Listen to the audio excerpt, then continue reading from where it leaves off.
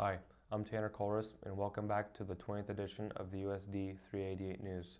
First, we're going to go over to Abby, who caught up with the FCCLA president about FCCLA week. Hi, I'm Abby North of the USD388 News, and this week I caught up with the FCCLA president, Clara Crawford, about it being FCCLA week. Let's go check it out. I'm here with Clara Crawford, the FCCLA president. So can you tell me a little bit about FCCLA? FCCLA is a group that we have in the school. It stands for Family, Career, and Community Leaders of America, and this is the week that we do to spend time around that. What do you guys all have planned for this week? We have different themes for each day, like today's Crazy Sock Day, and we have a potluck and silent auction on Friday at the basketball game. Can you tell me a little bit about the STAR event that's coming up? The STAR event is done by Tessa Cuccia and Harley Biddle, and they're doing a recycle and redesign project, and they've created something really cool out of used materials that they're going to donate to those in need. Thank you. Thanks, Clara. Back to you, Carter. Thanks, Abby. Now over to Sam with sports. Hi, I'm Sam Honus here with the USD388 News. The girls played Stockton last Friday. The first quarter, Ellis girls came out fiery. They are averaging 44.6 points a game. Ellis started strong, playing well on both sides of the ball. They dominated through the first two quarters, going on a huge scoring run. After halftime, Ellis played great defense and kept the intensity up on offense. The final score was 60-48. Grace Eck was the leading scorer with 15. Ellis boys also played Stockton. The first quarter started off slow for the Railers. They couldn't find their groove offensively. Brady Fricky started to take charge, hitting a couple in-close shots to get us going. In the second, things were still slow. We were still waiting for Zachary Eck and Daniel Eck, two of our top three scorers, to get going. After halftime, things picked up quite a bit. Daniel Eck knocked in a three to start the third. Brady Fricky went 6 for 7 at the free throw line, making Stockton pay for fouling, and Zachary started to get going, hitting plenty of mid-range shots. Brady was our leading scorer with 21, then Zachary Eck with 17. Ellis beat Stockton 48-36. The wrestlers traveled the circle on Saturday. Jarrett Mader placed 4th. Connor Pfeiffer placed 1st. Mason Gottschalk placed 6th. And Toby Woodworth placed 5th. Ellis placed 8th as a team. Good job, wrestlers. Thanks, Sam. Now over to Kale with This Week in History. Hello, I'm Kale with This Week in History. With This Week in History in 1942, Congress pushes ahead standard time for the United States by 1 hour in each time zone. Imposing daylight savings times was then called wartime. In 1996, world chess champion Garry Kasparov wins against Deep Blue, an IBM computer capable of evaluating 200 million moves a second. In 1809, Abraham Lincoln is born in Hogganville, Kentucky. In 1863, the first Medal of Honor was awarded to Private Jacob Parrott during the American Civil War. That's it this week. Back to you, Carter. Thanks, Kale. Now over to Are You Smarter Than a Fifth Grader?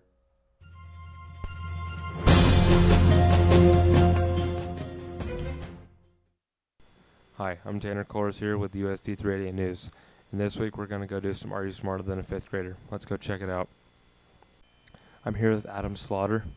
Question 1. How many inches are in 10 feet? A, 100, B, 120, or C, 1,000? A. Sorry, that's incorrect. Question 2. Whose face is on the $20 bill? A, George Washington, B, Benjamin Franklin, or C, Andrew Jackson? Andrew Jackson. That is correct. I'm here with Jersey for Britches. Question 1. How many inches are in 10 feet? A, 100, B, 120, or C, 1,000? B. That is correct. Question 2. Whose face is on the $20 bill? A, George Washington, B, Benjamin Franklin, or C, Andrew Jackson? C. That is correct. I'm here with Easton Burton, a sophomore at EHS. Question 1. How many inches are in 10 feet? A, 100, B, 120, or C, 1,000? B. That's correct. Question 2. Whose face is on the $20 bill? A. George Washington, B. Benjamin Franklin, or C. Andrew Jackson? Big Ben. Right answer correct. Looks like the high schoolers and the fifth graders tied this week. Back to you, Carter. Now over to Isaac with this week's YouTube clip of the week. Hi, I found the YouTube clip of the week this week.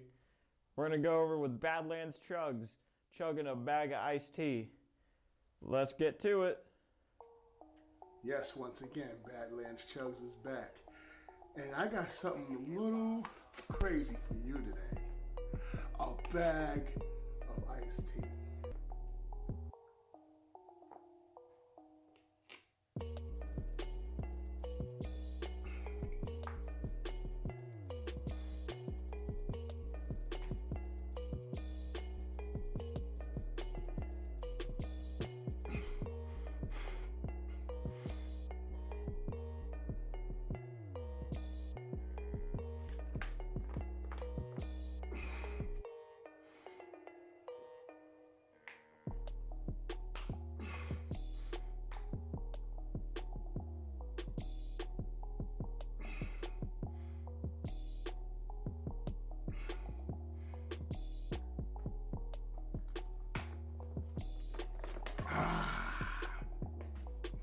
Whew, this is hard.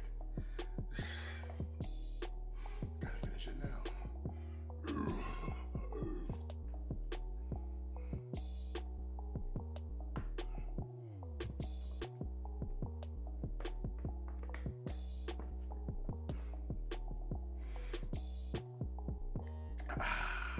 One of the hardest chugs ever.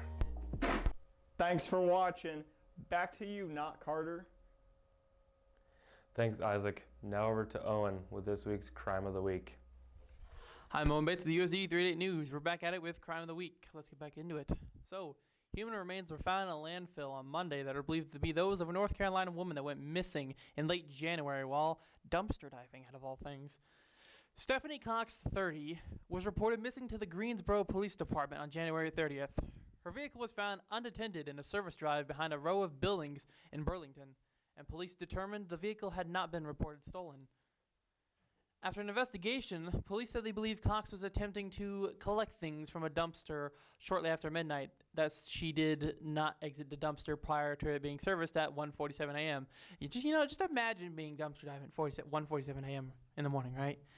And this trash truck just comes in and just takes you, and next you know, you're dead. Yep. Remains are believed to be Cox were found there at Monday about 5 p.m. Other factors such as clothing have assisted in this process of identifying the remains. Burlington Police Assistant Chief Brian Long said, "We are confident that Miss Cox has been located." This has been Crime of the Week. Tune in next time for whatever else I can find on this wild, wacky internet adventure of ours in the world of crime. Back to you, Carter. Thanks, Owen. Now over to Journey with this week's current event. Hi, I'm Journeyak with the USD388 News with this week's current event.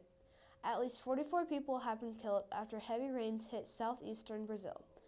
Around 13,000 people have been affected by the floods in the southeastern Brazilian state of Minas Gerais, with thousands forced out of their homes. A number of people remain missing, according to the Defense Force. Authorities in Minas Gerais declared a state of emergency in 47 cities on Sunday. By Monday, the number of cities in the state of emergency had risen to more than 100.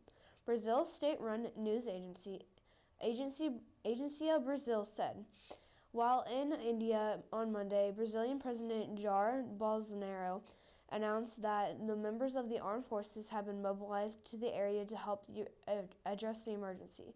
Minas Gerais Governor Romeu Zema, who flew over the region on Sunday, said the most severely affected areas were those where people lived in informal and precarious housing. He said the long-term solution to the frequent deadly flooding Brazil faces would be a housing plan to address the danger faced residents. Brazil's government has designated about $20 million to help those affected by the rains, according to Agência Brasil. Thanks for watching. Back to you, Carter. Thanks, Journey. Now over to Isaac with Power Hour 2. Hey, yo, y'all can't stand right here. What's up, EHS ballers? You know, basketball season's coming in, so I think it's time that we bring back a Power Hour Classic, right? So this is Basketball Trick Shots Part 2.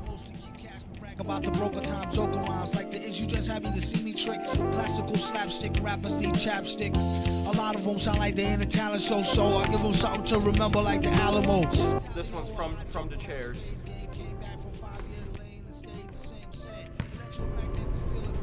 Under the bleachers.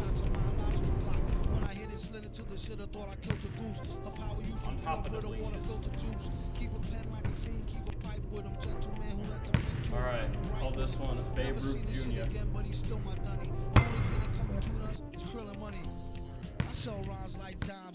Alright, I call this one Tom Brady Jr.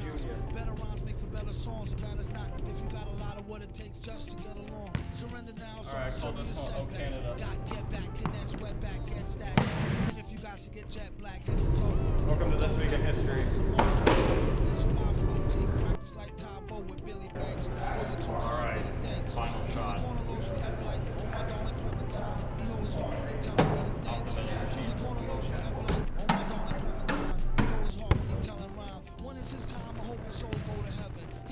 The old time, old number 7. You still taste it when you chase it with the Coca-Cola.